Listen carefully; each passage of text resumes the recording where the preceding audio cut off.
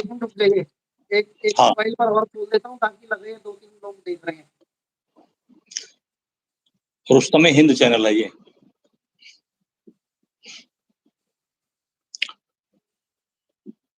आशुतोष जी, Rustam Hind channel है, आप खोलो उसको।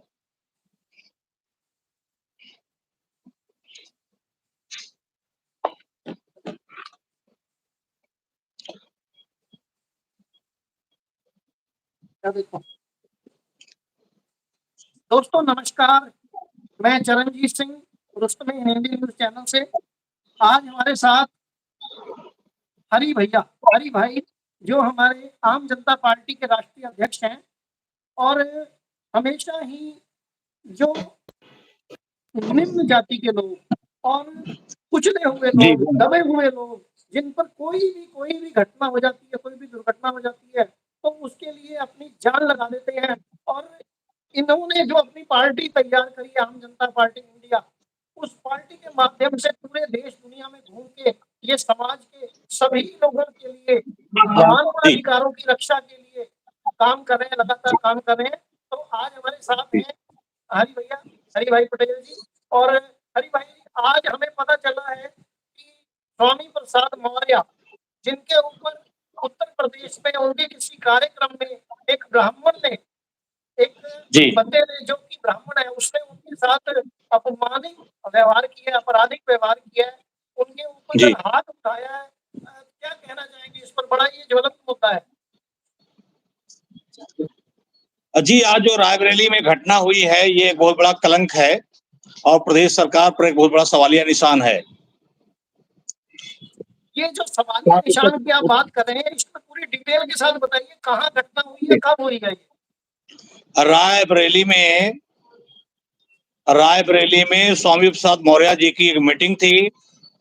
उस मीटिंग में दो लोग, एक शिवम यादव, दूसरा रोहित द्विवेदी नाम के दो लड़के वहां पर पहुंचे और माला डालने के बहाने, माला गले में डालते ही पीछे से थप्पड़ जड़ा।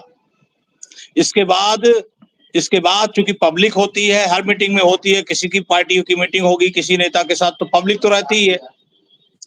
तो पब्लिक ने क्या किया कि पब्लिक ने फिर उन बच्चों को बहुत ज्यादा पीटा। पुलिस बचाती रही, फिर भी वो बच्चे बहुत मार खा गए। ये सवाल उनका क्या कहना था कि उन्होंने क्यों हाथ चलाया? उनका ये कहना था कि स्वामी प्रसाद मौर्य जी द्वारा बार बार हमारे धर्म पर कटाक्ष किया जाता है, इसके लिए मैंने थप्पड़ चलाया।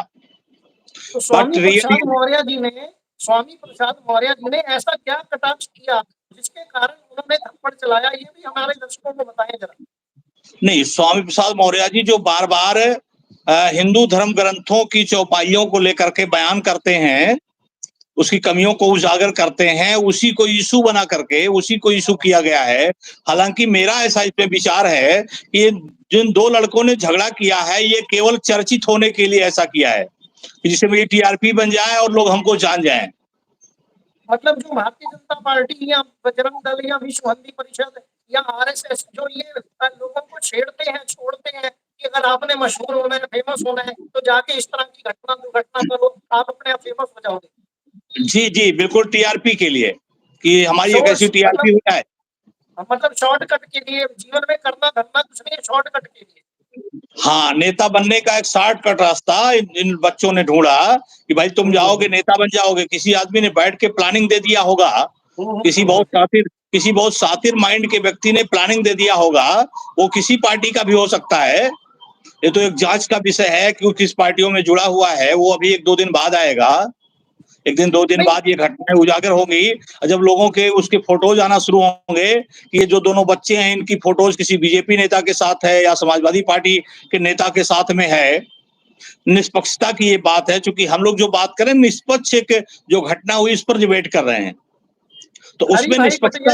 हरि भाई पटेल जी, मैं ये आपसे जानना चाहता हूँ, भारत के प्रधानमंत्री माननीय नरेंद्र मोदी जी या उनकी पार्टी के और सदस्य या बजरंग दल के सदस्य या विश्व हिंदू परिषद के सदस्य या कभी निपुण शर्मा, कभी कोई इस प्रकार की बातें करता रहता है जो बिल्कुल तथ्यहीन होती है, झूठी होती है, फिर भी वो अपनी जो धर्म के आड़ लेकर, वो अपने झूठे धर्म की आड़ लेकर चलते जाते हैं और भारत सरकार का सुप्रीम कोर्ट भी इस पर कोई संज्ञान नहीं लेता है, वो यूपी हाई कोर्ट भी कोई संज्ञान नहीं लेता है और कई राज्यों के हाई कोर्ट इस पर संज्ञान या सुओ मोटो नहीं लेता है, जिसके कारण इन लोगों का ये जो इस तरह का कृत्य करने की जो चाल है, चलन है, वो बढ़ता जा रहा है।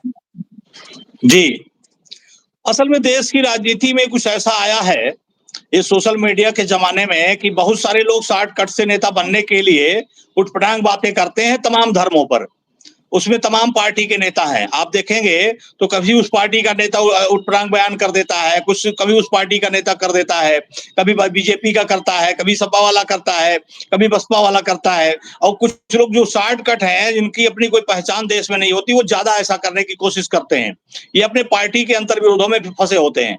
बीजेपी के तमाम नेता अपना नंबर बढ़ाने के लिए ऐसा कटाक्ष किए हैं, ऐसा आपने देखा है। जो आपका ये प्रश्न है ना कि कभी-कभी लोग क्यों करते हैं, वो केवल शॉर्टकट करने के लिए, वो मेहनती नहीं होते हैं, वो डिवोटेड नहीं होते, ना वो तो राष्ट्रभक्त होते हैं, ना वो पार्टी भक्त ही होते हैं। वो केवल अपना चेहरा कैसे चमक जाए, इसके लिए ही एक सारा टीआरपी का मामला है कि इससे हम इससे चमक जाएँगे। हरि भाई, आप आरएसएस के बहुत बड़े जानकार हैं, क्योंकि मैं आपके बारे में काफ़ी कुछ जानता हूँ। आपने जी। बहुत समय भी बिताया है आरएसएस में, तो क्या आरएसएस में ये सिखाया जाता है बाकायदा इस तरह का काम करने के लिए? क्या उनकी ये चाल होती है या उनकी ये एक पॉलिसी होती है कि इस तरह ही काम करना है? जी, बिल्कुल ऐसा बहुत सारे लोग होते हैं। बहुत सारे लोग उस विचार पे काम करते हैं जिनके अंदर ये गंदा सोच होता है, जिनके अंदर बराबरी का भाव नहीं होता है, जिनके अंदर राष्ट्रवाद नहीं होता है। वास्तविक रूप से वो केवल राष्ट्रवाद का चोला ओढ़े होते हैं। इसमें सभी लोग एक जैसे नहीं होते हैं, सबकी अलग-अलग क्वालिटियाँ होती हैं और अलग-अलग लोग होते हैं, अलग-अलग राष्ट्र की भावना होती है। लेकिन इसमें ज़्यादातर लोग इस भावना में जाते हैं, जो लोग शॉर्टकट नेता बनना चाहते हैं। नहीं, आरएसएस में क्या बाकायदा इसके लिए कोई ट्रेनिंग दी जाती है? मैं ये जानना चाह रहा हूँ। हाँ जी, बिल्कुल दी जाती है। मतलब वो किस प्रकार की ट्रेनिंग होता है, थोड़ा हाँ हमारे जी, दर्शकों को बिल्कुल। बताने की कृपा करें। जी, बिल्कुल बाकायदा इसकी ट्रेनिंग दी जाती है, बाकायदा लोगों को प्रिपेयर किया जाता है कि ऐसे ही आपको बोलना है जिससे देश का माहौल खराब हो। मतलब वो ये चाहते हैं सदा ही माहौल खराब रहे। जी, माहौल खराब हो जिससे हमारा क्लास जो समाज है वो डिवाइड हो। तो वो हमें डिवाइड होता हमारे रहे। हाँ, मतलब उससे क्या होता है ना कि जो हमारे कुकर्म है उस पे पर्दा पड़ जाए। मतलब ये इनकी नीति है कि किसी भी प्रकार देश में अव्यवस्था फैली रहे, भ्रम फैला रहे, अधर्म फैला रहे, ताकि देश किसी भी प्रकार तरक्की ना कर सके। आप ये कहना चाहते हैं? हाँ जी, बिल्कुल कहना चाहते हैं क्योंकि इनके अंदर पूरी डुप्लीकेसी है, ये प्योर नहीं है, बिल्कुल खालस इनके अंदर घुसा ही नहीं है ज़रा भी। प्योरिटी नहीं है, पूरा डुप्लीकेसी है। जो कहते हैं वही नहीं करते हैं। जैसे कहेंगे बेटी बचाओ तो बेटी बचाएँगे नहीं, बेटी पर खुद ही हमलावर रहेंगे। इसीलिए ऑन द रिकॉर्ड सबसे अधिक बेटियों के साथ बलात्कार और महिला उत्पीड़न की घटनाएँ इसी सरकार में हुई। मैं नहीं कह रहा हूँ, ये गृह मंत्रालय की रिपोर्ट कह रही है। अच्छा, आप तो बहुत पुराने जानकार हैं, आप तो गुजरात को भी बहुत नज़दीक से आपने देखा हुआ है। आपने नरेंद्र मोदी जी की राजनीति को भी बहुत करीब से देखा हुआ है। आप मेहता जी के भी बहुत करीब रहे हैं, आप आडवाणी जी के भी बहुत करीब रहे हैं। तो आपको तो बहुत जी। सारी बातें पता है। आज मैं सिर्फ़ आपसे एक बात जानना चाहूँगा और ज़्यादा समय नहीं लेंगे, इसके बाद अगली जो लाइव होगा उसमें हम इस विषय पर बात करेंगे। आप मुझे केवल इतना बताइए कि जो हीरू पांड्या की हत्या है और यह जो गोधरा कांड हुआ है, ये जो गोधरा कांड जो कार सेवकों को गाड़ी में जला के मारा गया था, तो इसमें ऐसी कौन-सी भूमिका उन्होंने निभाई थी जो आरएसएस से प्रेरित लगती है आपको? नहीं, उसमें देखिए मैं केशुभाई पटेल जी के साथ भी रहा हूँ, गोवर्धन भाई जड़िया जो गोधरा कांड के आरोपी रहे, मैं उनके साथ भी रहा हूँ, सुरेश मेहता जी जो सीएम हैं, मैं अगर गुजरात में सबसे ज़्यादा जिन्होंने मुझे समय दिया और अपने बेटे की तरह पाला और माना, तो वो गुजरात के पूर्व मुख्यमंत्री सुरेश मेहता हैं, वो ब्राह्मण कास्ट से हैं, आरएसएस के ही बहुत वो हैं। लेकिन वो एक दौर था जब आरएसएस के लोगों को बीजेपी बहुत तवज्जो मिलती थी, लेकिन आज वो दौर नहीं रहा। वो अटल बिहारी वाजपेयी जी वाला दौर नहीं रहा।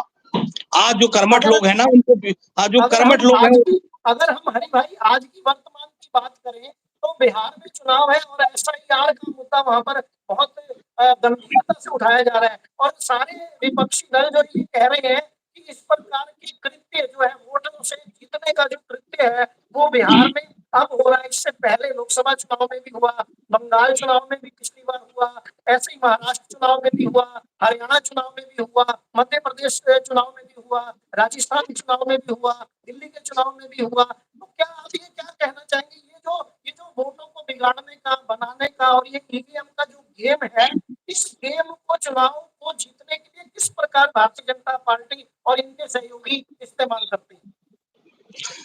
देखिए, इस पर मैं एक ही लाइन में कहूंगा, हजारों वर्ष नरगिस रोती अपने बेनूरी पर बड़े मुश्किल से होता है चमन में दीदा और पैदा। अंग्रेजों के जुल्म के खिलाफ भी क्रांति हुई और इस देश में लोकतंत्र की सबसे बड़ी अगर किसी ने हत्या किया था तो इंदिरा गांधी जी ने किया था।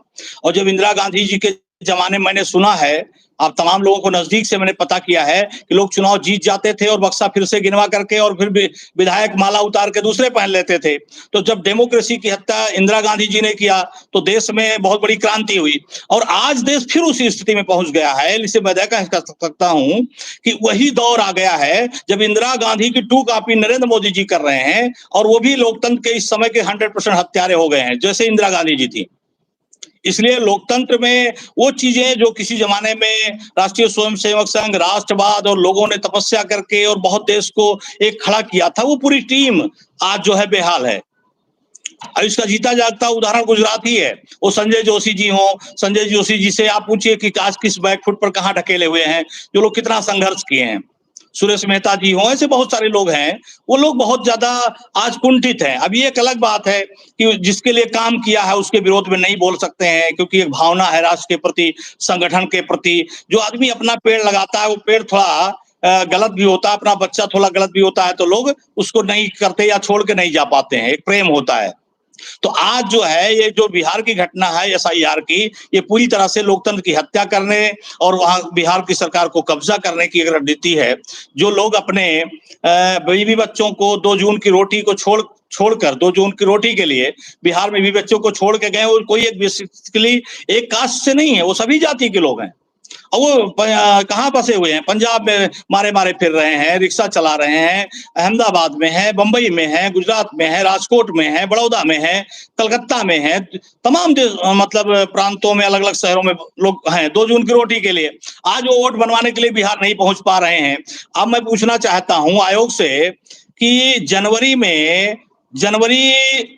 25 से लेकर के और जून 25 तक कितने महीने हुए? 6 महीने में 22 लाख वोटरों को मरा दिखाया गया। 6 महीने में 22 लाख वोटरों को मरा दिखाया गया। क्या 6 महीने में इतने लोग मर चुके हैं? जाहिर सी बात है, कोई आदमी कहेगा नहीं लोग इतने मरे हैं। अब 22 लाख 40 लोकसभा में डिवाइड करिए तो कितना होगा?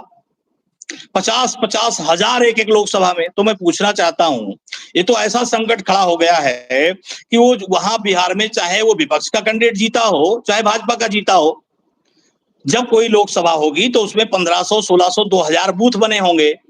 किसी बूथ पर 340 वोट पा करके मान लीजिए कोई नेता जीता पक्ष या विपक्ष का, और 210 वोट पा करके 20 वोट से वो कैंडिडेट हार गया दूसरा वाला, और उसी सीट पर जो 20 वोट से जीता था उसी सीट पर 60 वोट विलोपन सूची में चली गई, मतलब लोग मरे आ गए। तो जब 60 वोट उनका कट गया तो 60 वोट जैसे ही कटा तो क्या गारंटी कि ये 60 उनके थे कि उनको वोट दिया था? तो जीता हुआ उस का कैंडिडेट चाहे जिस जहां का सांसद हो वो तो हार गया। अब निर्वाचन आयोग को सच्चाई ये है कि सारे हारे हुए कैंडिडेट जो भी किसी भी पार्टी के हों, आपका बड़ा फेमस चैनल है रुस्तमे हिंद जो माना जाना है, लंबे दिनों से आप इसको चला रहे हैं, तो मैं इसलिए यहाँ एक राजनीतिक मैं नहीं चाहता कि राजनीतिक कोई बू आए कि हम लोग कोई राजनीतिक या किसी का पक्ष ले रहे हैं।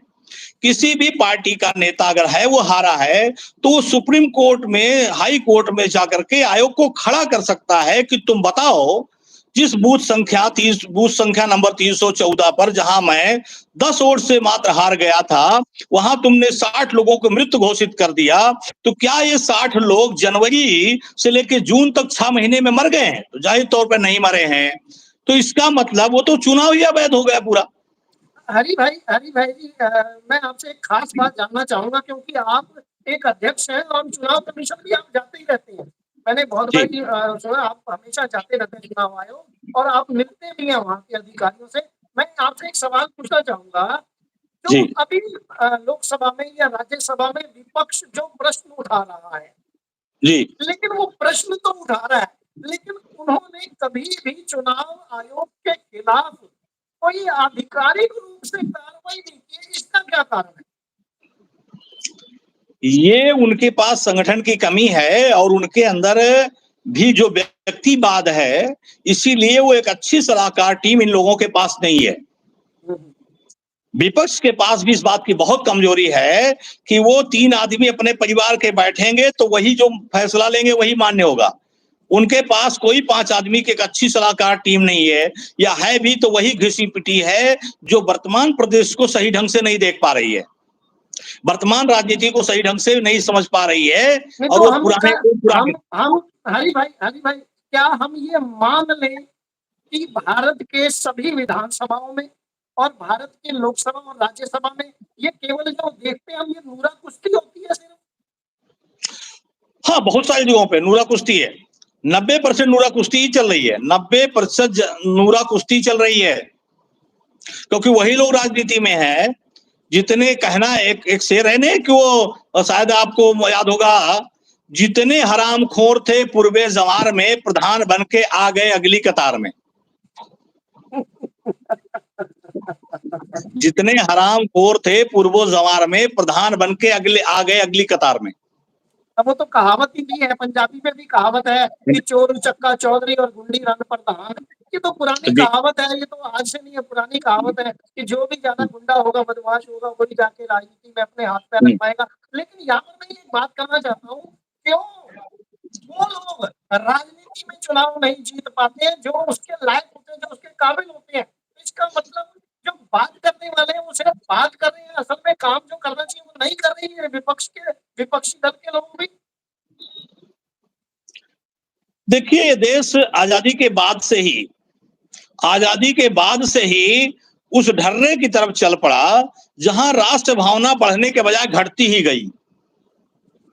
थोड़ा एक दौर था उसी बीच से जब संख्या राष्ट्र भावना वाले लोगों के पास, जिसके अंदर देश की अच्छी भावना थी, वो 10-20% लोग थे। अब वो लोग भी धीरे धीरे बैक फुट पर ढकेल दिए गए हैं। इसलिए अब देश के नौजवानों को एक नव प्रवर्तक की खेप की जरूरत है, जो देश में नव प्रवर्तक की टीम उभरे, जिनके अंदर देश की भावना कूट कूट कर भरी हो। हाँ, उनको लंबे दौर पे संघर्ष करना होगा, थोड़ा टाइम लगेगा। परिवर्तन एक दिन में कभी नहीं होता है।